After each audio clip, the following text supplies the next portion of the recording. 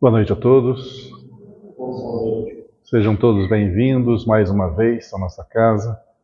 Como de costume, nós vamos fechar os olhos uns minutinhos para fazer a prece inicial e entrarmos em sintonia com a atmosfera de paz aqui reinante.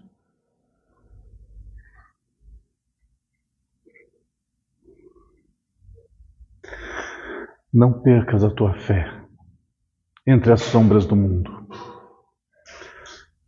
Mesmo que seus pés estejam sangrando, segue para a frente erguendo-a por luz celeste acima de ti mesmo. Crê e trabalha, esforça-te no bem e espera com paciência. Tudo passa, tudo se renova na terra, mas o que vem do céu permanecerá. De todos os infelizes, os mais desditosos são aqueles que perderam a confiança em Deus e em si mesmos. Pois o maior infortúnio é sofrer a privação da fé e prosseguir vivendo. Eleva, pois, o teu olhar e caminha, luta e serve, aprende, adianta-te. Brilha a alvorada além da noite. Hoje é possível que a tempestade te amarfanhe o coração, tormentando-te os ideais, aguilhoando-te com a aflição ou ameaçando-te com a morte. Não te esqueças, porém, de que amanhã será um outro dia. Que assim seja.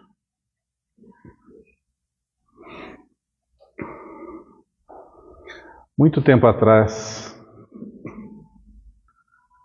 antes que nos entendêssemos como seres humanos, reencarnados, estávamos no plano espiritual. Já existíamos. Já tínhamos uma história. Já tínhamos os nossos afetos. Já tínhamos os nossos desafetos.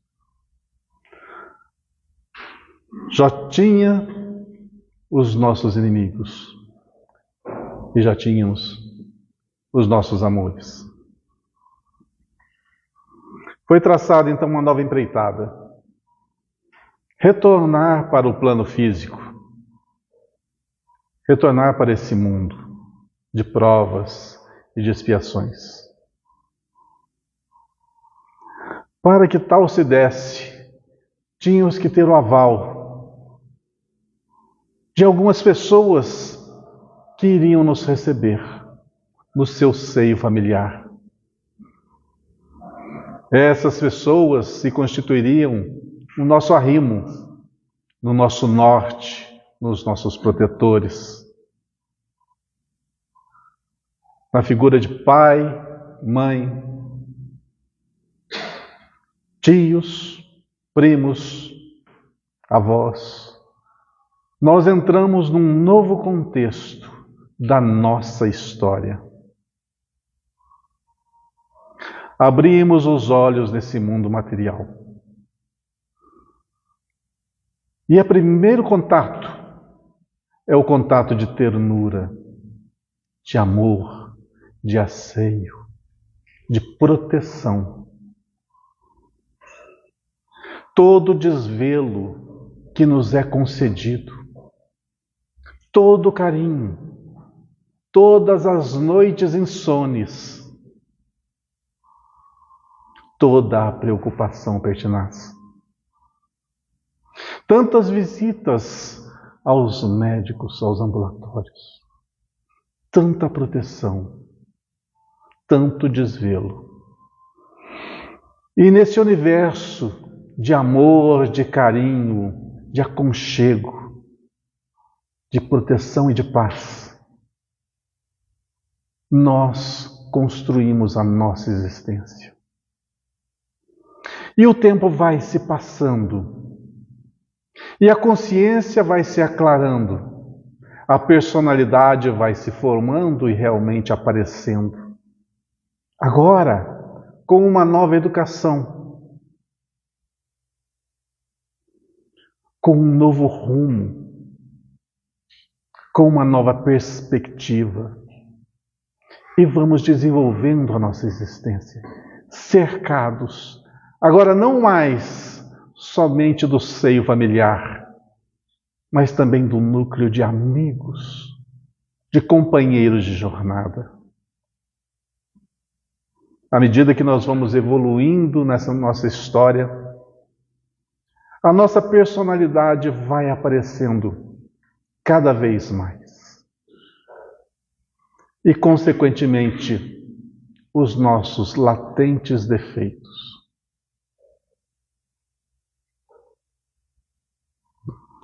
Aquela compreensão que tínhamos do amor materno e paterno, aos poucos vai se transformando e vamos nos desapegando destes.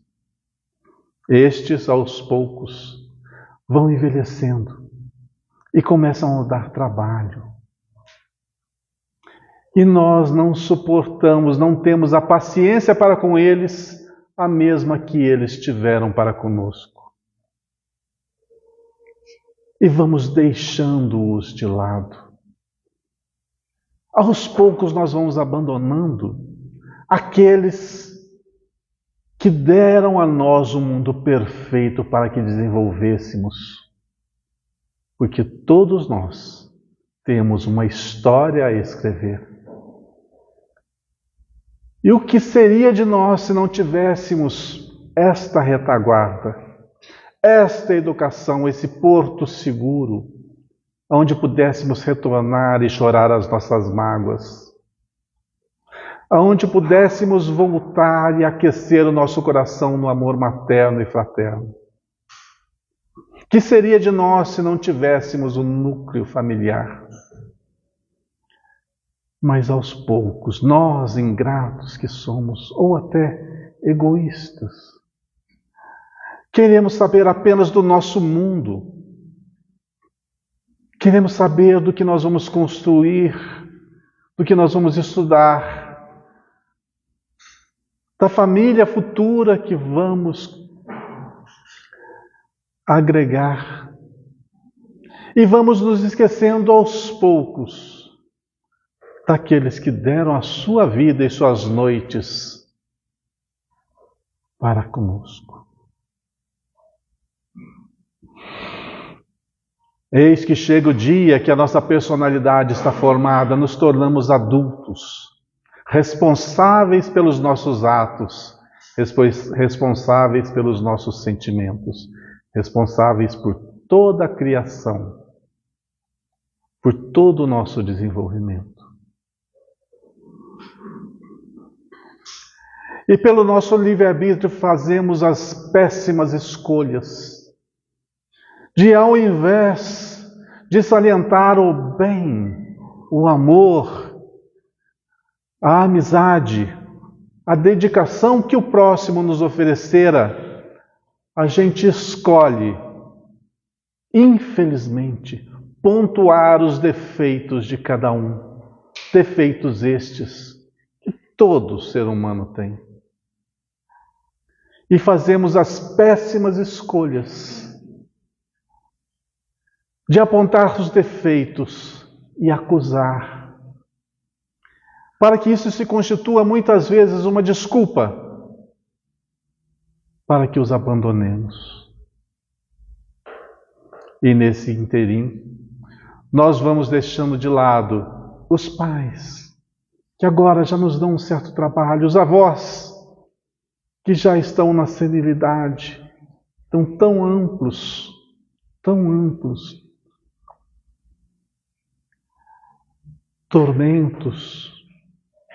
tantas dificuldades. E aquele carinho que nós tivemos quando abrimos os olhos da vida, nós não tivemos para com aqueles que estão fechando os seus olhos na sua existência. Então, na vida de todos nós, chega uma visita indesejada que se chama dor. E a dor que eu quero salientar hoje é a dor da perda. Perda essa que constitui para nós um aprendizado, porque é o sinal de que tudo aquilo que fora constituído, for o nosso passado, a nossa história, começa a ruir. E com a perda vem o apontamento da nossa consciência, de tudo aquilo que nós não fizemos pelo próximo. Não é para o próximo que bate a nossa porta. Era o próximo que convivia conosco embaixo do mesmo teto. Quantas vezes as lágrimas silenciosas destes calaram-se numa garganta embargada pela emoção, que não tornou-se voz para não nos magoar, para não reclamar aquela ingratidão que nós cometemos. E vem a perda. Lei natural, todos um dia vão retornar à pátria espiritual, de onde todos nós somos oriundos. Mas para aqueles que perderam o seu tempo na vivência apenas dos prazeres do mundo, das conquistas do mundo material, o vazio que se abre no peito é imenso. Porque a consciência latente em cada indivíduo acusa de todos os atos errôneos praticados e de toda a ingratidão. Muitas vezes não tivemos a oportunidade na vida de reconciliar com os nossos. Não estou falando dos nossos adversários, dos nossos inimigos. É de reconciliar com os nossos parentes, com os nossos irmãos de jornada. Ignoramos a cada um deles, ainda cegos que estamos pelas questões particulares da nossa vida material. Nosso coração se enrijela, se torna uma pedra de gelo. E nossas lágrimas muitas vezes não chegam nem a marejar os nossos olhos. Tão ingratos nos constituímos. Mas a vida é uma professora. Ela nos ensina. E ela tem seus métodos. Pelas leis naturais, nós também envelhecemos. Nós também constituímos família. Nós também temos a oportunidade de embalar nos nossos braços aqueles seres frágeis que estão chegando a esse mundo, que também se desenvolverão, que também crescerão, que também terão as suas aptidões, que farão as suas escolhas e que muitas vezes, possivelmente, poderão nos abandonar. Então, todo aquele universo que nós constituímos, deixando para o passado os nossos mais caros protetores, nós vamos aprender no seio da nossa família, que nós idealizamos, muitas vezes na lei de causa e efeito, ainda nessa vida, a ingratidão daqueles a quem demos a oportunidade de retornar a esse outro. E assim se dá o aprendizado.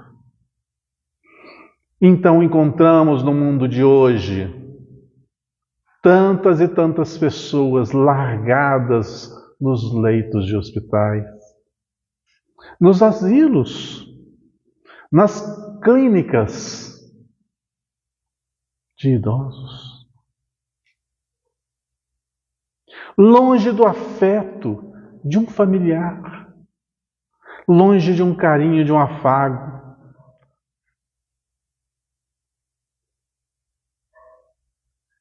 longe de uma palavra amiga. Só quem passa ou passou por uma situação dessa sabe a dor do esquecimento dos seus entes queridos. E o que nós fazemos? Nós que estamos em plena saúde física e mental, muitas vezes nos perdemos nesse caminho, na busca dos nossos objetivos que são efêmeros, passageiros. Por mais que construamos no mundo físico, tudo se desvanecerá. Somente o que é imortal é aquilo que a alma consegue criar, superar, compreender, aperfeiçoar. Então eu digo que existem dois tipos de perda de entes queridos. No Evangelho, segundo o Espiritismo, trata-se muito bem deste assunto. A perda de entes queridos, aqueles que já se foram para o plano espiritual e que agora somente estão ligados a cada um de nós pelos laços do amor, pelos laços do afeto, pelos laços do pensamento. Mas não compartilham conosco mais esse universo físico. Mas existe uma outra perda, que talvez seja pior ainda. A perda de entes queridos que estão vivos ainda. A perda de entes queridos que fazem parte do nosso universo familiar ou social, no nosso núcleo de amigos, que de uma hora para outra, por um melindre qualquer, nós optamos por alijá-los do nosso convívio, como se fossem amplamente descartáveis. E ninguém é descartável nesse mundo. Por pior que seja o ser, por pior que seja aquele ato que gerou essa discórdia, não podemos nos esquecer de que o Mestre, nessas situações, recomendou: perdoa, do alto da cruz. Inocente como era, tão martirizado quanto fora, deu o exemplo do perdão, dizendo: Pai, perdoa-os, pois não sabem o que fazem. E nós ouvimos tão docemente essa advertência, mas não aplicamos na prática na nossa vida. E os melindres fazem com que nós nos afastemos dos nossos amores, dos nossos verdadeiros familiares, daqueles que nos protegeram, daqueles que nos guiaram, daqueles que deram-nos a vida e que deram a sua vida por nós. Quem somos? Quem somos para julgar o outro? Quem somos para julgar as imperfeições alheias? Quem somos para relegar ao esquecimento o amor que recebemos por tantos e tantos anos de dedicação, de provas de afeto, de proteção? Quem somos nós?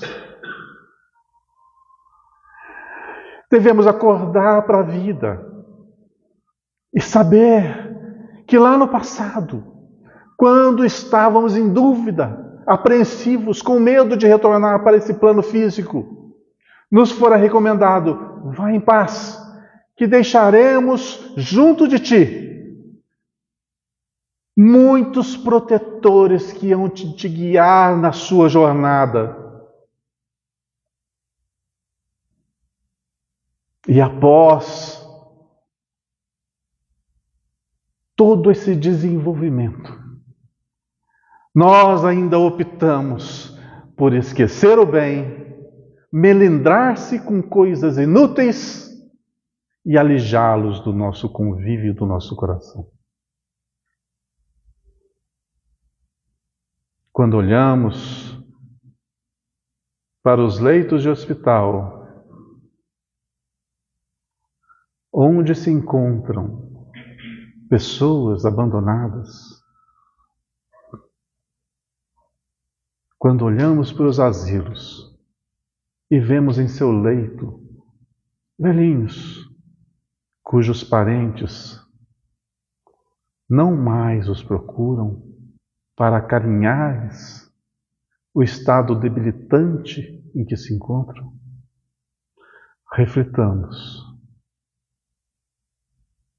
para que no futuro nós não sejamos estes que optamos por abandonar todos os afetos e no momento da partida, que deveríamos estar cercados por todos aqueles que nos amaram e a quem amamos, não estejamos sós sofrendo a ingratidão do abandono.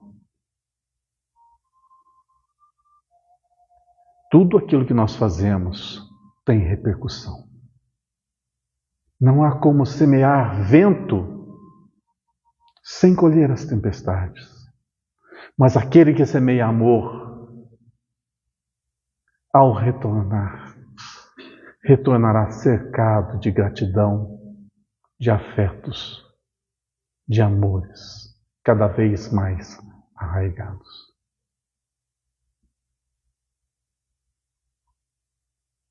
Se podemos citar um exemplo disso, vamos lembrar, não muito tempo atrás, quando o nosso irmão Francisco Cândido Xavier desencarnou.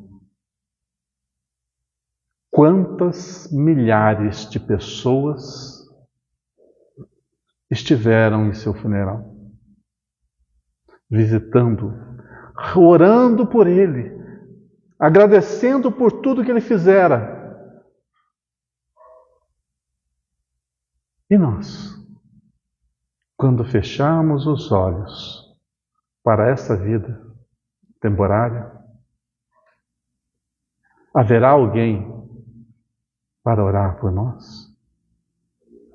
Só depende das nossas escolhas enquanto estamos com saúde, com força e com os nossos queridos à nossa volta. Façamos as boas escolhas. Um outro fato que merece destaque, retratado na morte de Bezerra de Menezes, quando ele estava no plano espiritual, acabara de chegar no plano espiritual, ainda nas salas de recuperação, ele é conduzido até a janela para saber o porquê daquele murmurinho que estava acontecendo no pátio do hospital em que ele estava.